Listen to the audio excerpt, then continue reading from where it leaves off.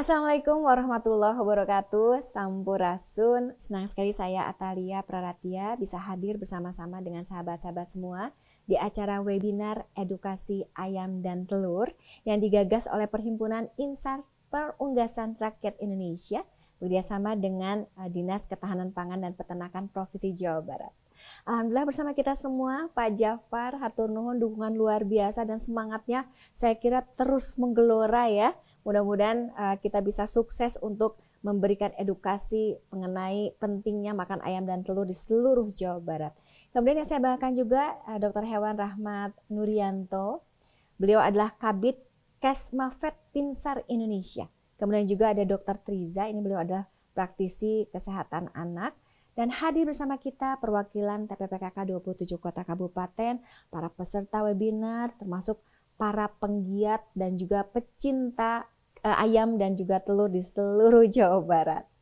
Tentunya marilah kita panjatkan puji dan syukur kehadirat Yang Maha Kuasa, karena pada hari ini menunjukkan bahwa kita semua merasa penting bagaimana kemudian masyarakat Jawa Barat Indonesia ini mampu untuk menghadirkan kebaikan bagi keluarga mereka, khususnya di rumah tangga, agar mereka bisa menyeimbangkan gizi dalam keluarga. Nah, Bapak Ibu, kalau kita berbicara terkait dengan konsumsi daging ayam dan telur, saya agak kebat-kebit nih, karena ternyata data menunjukkan konsumsi daging ayam dan telur di Indonesia ini masih sangat rendah.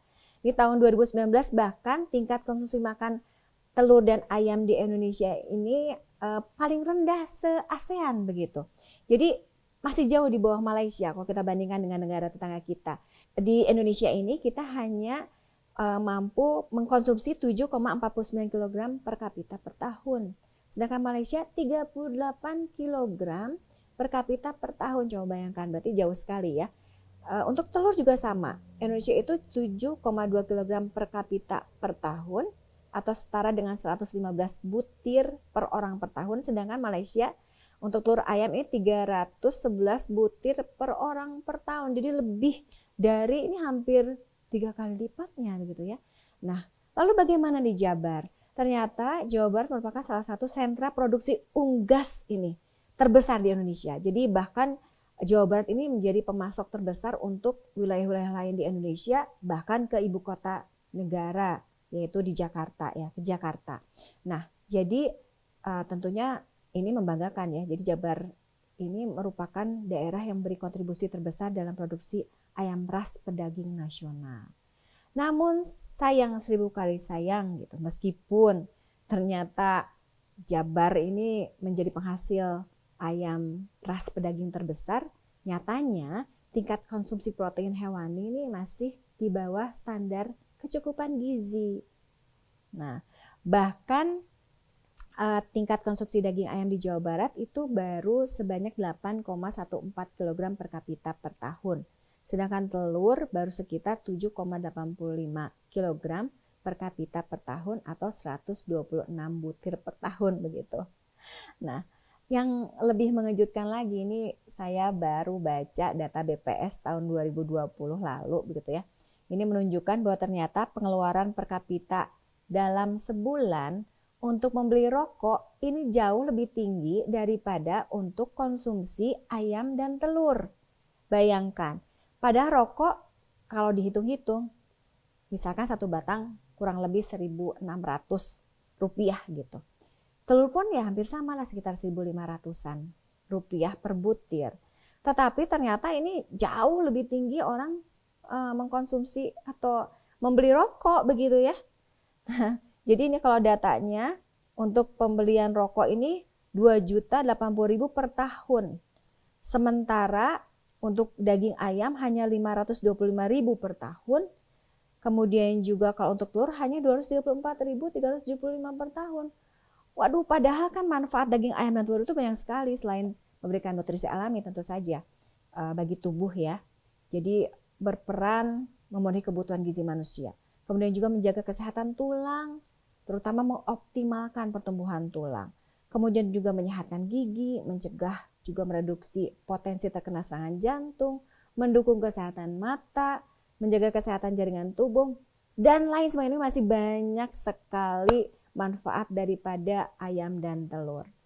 Nah, sayangnya juga ini beredar di masyarakat, ternyata banyak mitos ini. Dari mulai ayam itu disuntik hormon lah, ayam beku itu tidak segar dan tidak sehat, kemudian juga telur katanya penyebab kolesterol nih. Anak-anak muda juga sama, oh jangan makan telur nanti jerawatan, bisulan dan lain sebagainya. Nanti kita akan tanya, oleh karena ini penting sekali untuk menyimak para pakar kita pada hari ini terkait dengan apakah mitos tadi itu betul atau tidak begitu. Dan tentu saja saya hari ini juga berharap dan menghimbau kepada seluruh penggerak PKK yang hadir pada hari ini untuk terus serta menyebarluaskan pentingnya makan daging ayam dan juga telur ya, supaya kita semua betul-betul bisa meningkat kebutuhan terkait dengan protein kita di dalam tubuh masing-masing keluarga.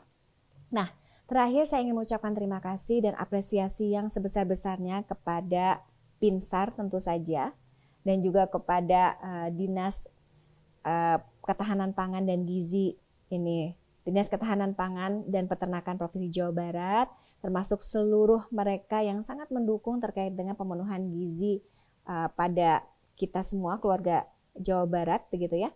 Dan saya juga sangat mengapresiasi bahwa insya Allah dalam waktu dekat ini di hari Sabtu pada tanggal 30 Mei 2021 akan dilaksanakan launching edukasi protein ayam dan telur dengan penyerahan 5.000 ayam dan 50.000 telur untuk wilayah Bandung Raya. Nah, harapannya mudah-mudahan kegiatan ini bisa berlangsung dengan lancar dan juga berhasil mengedukasi masyarakat Jawa Barat khususnya sehingga dapat mendorong peningkatan konsumsi pangan bergizi masyarakat khususnya dari daging ayam dan telur. Sekali lagi selamat pelaksanaan kegiatan, pantun terakhir dari saya. Foto sama mantan di Borobudur. Kok hasilnya malah ngeblur? Ayo tingkatkan konsumsi makan ayam dan telur agar gizi terpenuhi dan juga terukur. Terima kasih hatur nuhun. Wassalamualaikum warahmatullahi wabarakatuh.